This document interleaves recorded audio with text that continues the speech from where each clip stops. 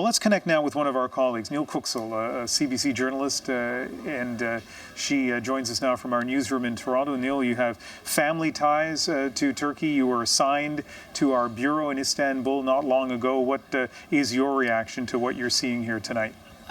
It's chaotic. I'm worried. I'm sad, certainly. As a journalist, you watch this unfold, and so much is still uncertain. Ian, I've been talking to family and friends who are there right now. They're all safe. But my sister-in-law, she told me the message we've been talking about that Erdogan put out that people should take to the streets. Well, it wasn't just him saying that on FaceTime on CNN Turk. They actually were blasting that message from the loudspeakers of mosques, at least in her neighborhood. And my mom, who lives on the other side of the city, it was saying the same thing was happening there as well. And of course, the mosques usually only play the call to prayer throughout the day. So that was the message coming over the loudspeakers. There's others who are stuck at one of the two international airports in in Istanbul, because of course the flights in and out have been halted at the moment.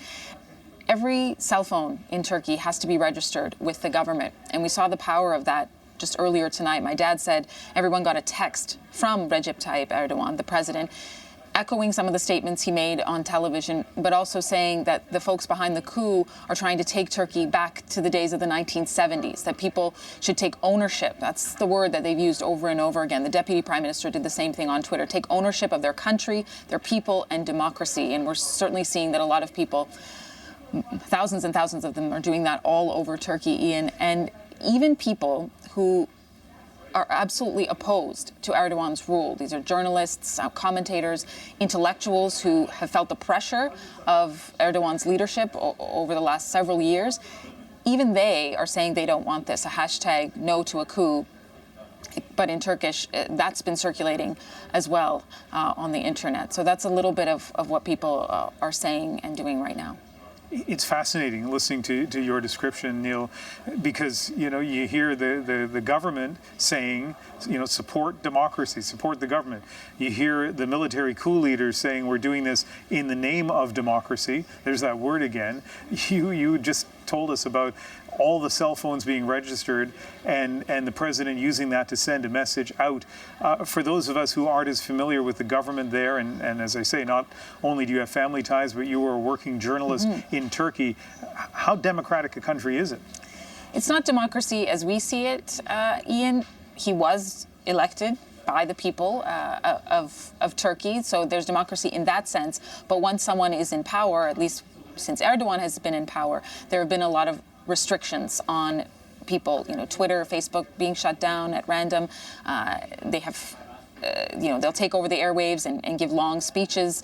It's their message being pumped through, the ruling party's message and Erdogan's message being pumped through the system. And as he left his role as prime minister, he became president. That has not happened in this way before. It's a very Putin-like consolidation of power. We can make that comparison. He controls everything and wants to control even more. He's been wanting to push towards a presidential system that he says will be like the United States, but people feel that that's a promise that's not actually going to come to fruition, that it's just going to be a dictatorship. So that's been part of the pressure cooker build up. Add to that the Syrian refugee crisis.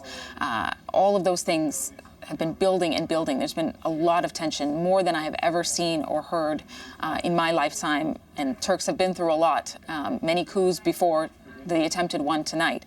But that's been building. So we don't know the precise reason why this happened now. There wasn't, an imminent threat, but this has been building for some time. Turks were just waiting for something to happen. Maybe they didn't expect it to be this, but they thought something was going to break.